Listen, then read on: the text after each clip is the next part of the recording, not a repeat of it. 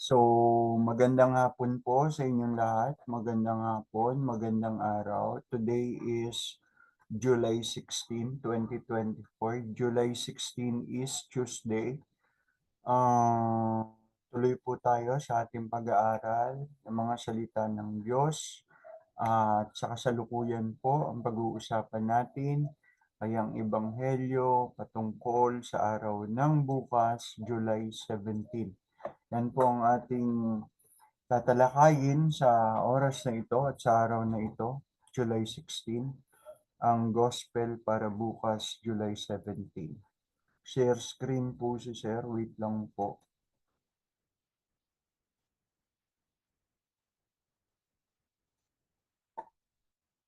Okay, ito po ang ating Ebanghelyo para sa araw ng bukas, ang mabuting balita ng Panginoon ayon kay San Mateo. Ang pagpapahayag ng mabuting balita ng Panginoong Jesucristo ayon kay San Mateo, Kabanata 11, mga talata 25 hanggang 27.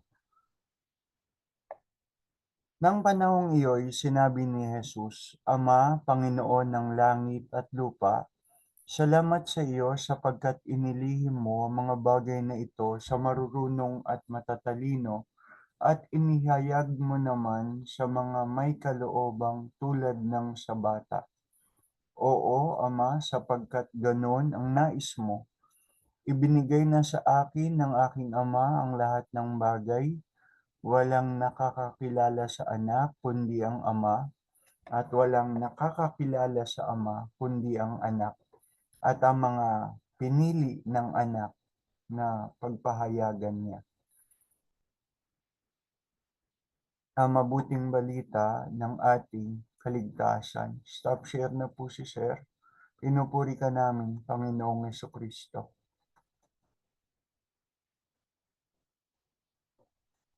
So, simulan na po tayo sa ating talakayan at pagbabahagi nang sinabi ni Jesus, Ama, Panginoon ng langit at lupa, salamat sa iyo sapagkat inilihim mo ang mga bagay na ito sa marurunong at matatalino at inihayag mo naman sa mga may kaloobang tulad ng sa bata. Oo, Ama, sapagkat ganoon ang nais mo. Underline po natin yung marurunong at matatalino. Inilihim mo mga bagay na ito sa marurunong at matatalino, at inihayag mo naman sa mga may kaloobang tulad ng sa bata. Yung marurunong at matatalino, sino yung tinutukoy niya na mga ito? Marurunong at matatalino. So, tignan natin nung kapanahunan niya. Sila yung hindi makatanggap sa mga misteryo ng kaharian ng Diyos na ipinangangaral ng Panginoong Hesukristo. Sila yon. So, sila ang grupo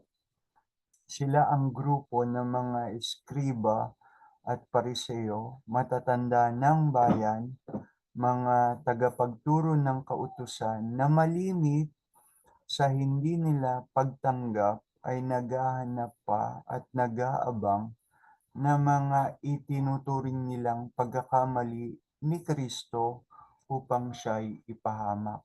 So they were always waiting for Jesus to commit a mistake. And sometimes, kahit hindi mistake ang ginagawa ni Jesus, meron pa rin sinasabi silang mali sa ginagawa nito. Una, dahil wala silang tiwala kay Kristo, sapagkat sinasabi nga nilang kilala nila si Kristo. Kilala nila ang hamak na pinagmulan ni Kristo, anak ng isang karpintero at walang pinag-aralan. So una, kawalang tiwala. Ikalawa, bukod sa walang tiwala, umakyat nga sa ulo nila ang tingin nila sa kanilang mga sarili na sila nga'y marurunong at matatalino. Sila yung mga may pinag-aralan. na sila nga ang mga tagapagturo na dapat masunod sa lahat ng pagkakataon, na mas qualified sila o karapat-dapat pakinggan at masunod. Hindi ang hindi ang isang Hesus lang na sa kanila ay walang kakayahan, walang malinaw na pinag-aralan o background. Inihayag mo naman sa mga may kaloobang tulad ng sa bata. Sino naman silang mga may kaloobang tulad ng sa bata? Well, taliwas sa mga eskriba at pariseo, sa mga matatanda ng bayan na umakyat sa ulo ang mga pinag-aralan at titulo, sila naman ang mga taong nagtiwala kay Jesus at sa mga sinasabi ni Jesus. Ang mga unang alagad ni Jesus, sila yon. Hindi sila susunod kay Jesus at sa mga sinasabi ni Jesus kung hindi sila nagtiwala sa Kanya. Sa kanilang pagtitiwala, kahit iwan nila ang mismo nilang ikinabubuhay. Ang sinabi ni Jesus, "Come and follow me," anuman ang kanilang ginagawa. Noong panahong yon, nangingisda o nakaupo sa tanggapan ng buwis, sumunod sila kay Jesus. So nagtiwala sila sa sinasabi ni Jesus. Nagtiwala sila kay Jesus. Hindi sila susunod kay Jesus at sa mga sinasabi ni Jesus kung ang naging tingin nila kay Jesus ay mas marunong pa sila kaysa sa Kanya. Trust and humility, that was the main issue. Sa pagtitiwala, marami pa nga ang nadismaya ng sa katapusan. Mukhang namatay ang taong kanilang pinagkatiwalaan. Isang taong nagsasabi na siya'y Panginoon, siya'y daan, siya'y buhay. Okay? That He is the way, the truth, and the life. Ngunit sa kahuli-hulihan, nang muling mabuhay ang Panginoon, mas naging higit pa ang pagtitiwala nila kumpara sa una nilang pagtitiwala kay Jesus. Kahit dumating na sa pagkakataon na yung bagay na kanilang pinaniniwalaan tungkol kay Jesus, ikamamatay nila ang kanilang pinaniniwalaan. Sumigi pa rin sila. Go lang sila, go. Ang tukso ng kayabangan at kawalan ng pagtitiwala ay katulad na tukso pa rin sa kasalukuyan, sa lahat ng tao, sa lahat ng tao. Kahit ako, nahuhuli ko ang sarili ko na kapag mukhang bata ang pari, lubhang bata kaysa sa akin, nagdududa ako sa kanyang kakayahan. May bias na, may prejudice at prejudgment on my part. Hanggang sa marinig ko na siyang magsalita o magsermon, saka pa lang ako nakapagsasabi, karapat-dapat ang batang ito sa tungkulin. Kaya nga, mukhang ang pangunahing aral ng Ebanghelyo para bukas ay pagtitiwala sa Diyos at kababaang loob. Pagtitiwala at kababaang loob na hindi nakita sa mga itinuring na marurunong at matatalino nung panahon ni Jesus. Kung pinagtitiwalaan nating mabuti ang ating mga sarili at kung ano ang ating mga kakayahan dahil sa ating mga pinag-aralan o titulong pinangahawakan natin, nasa panganib tayo na nagiging tulad lang tayo ng mga eskribat, pariseo noon. Dahil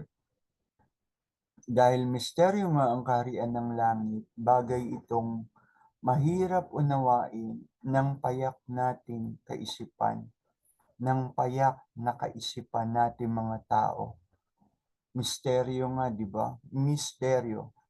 Hindi natin tatawaging misteryo ang misteryo kung lubha itong madaling unawain o intindihin.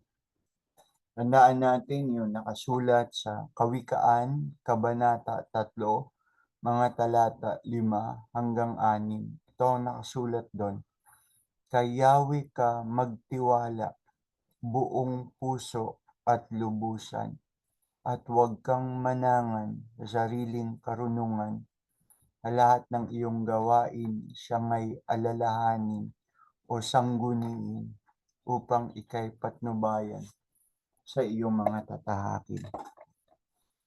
Tayo pong manalangin sa ngalan ng Ama, ng Anak, ng Espiritu Santo. Amen. Panginoong Diyos, unang-una po, humihingi kami ng tawad sa mga panahon at pagkakataon na kami nagkaroon ng mataas na kalooban. Kami naging mayabang dahil sa pagtingin namin sa aming mga sarili, sa aming mga tinapos, sa mga titulong mayroon kami.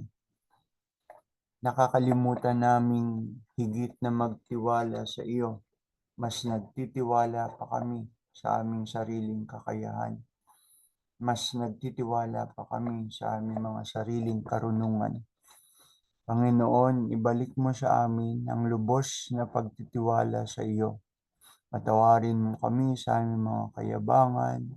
Patawarin mo kami sa lahat ng anumang kataasan ng kalooban na nagawa namin, Panginoon. Patuloy mo kaming patnubayan na makasunod sa iyo ng may buong pagtitiwala,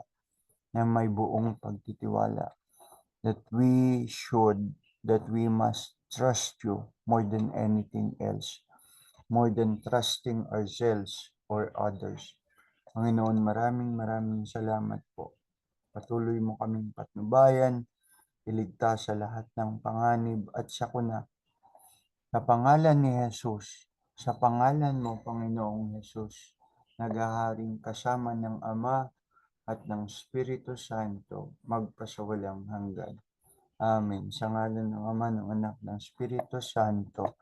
Amen. Muli po, nakatapos tayo sa ating talakayan tungkol sa salita ng Diyos sa Ebanghelyo, particularly bukas sa mga gagamitin sa mga misa sa ating Katolikong simbahan. Inaanyayahan ko po kayong lahat muli, anuman ang inyong relihiyon, anuman ang inyong sektang kinabibilangan, na makiisa sa akin sa pag-aaral ng salita ng Diyos. Nasa inyo po ang kalayaan na sumang-ayon o di sumang-ayon sa mga naibabahagi ko. Nasa inyo po iyon. Tuloy lang tayo, gulang tayo sa ating pag-aaral ng mga salita ng Diyos at sana'y patnubayan tayo ngayon at sa mga darating pang araw. So again po, salamat sa inyo at paalam. Paalam po sa inyo, paalam.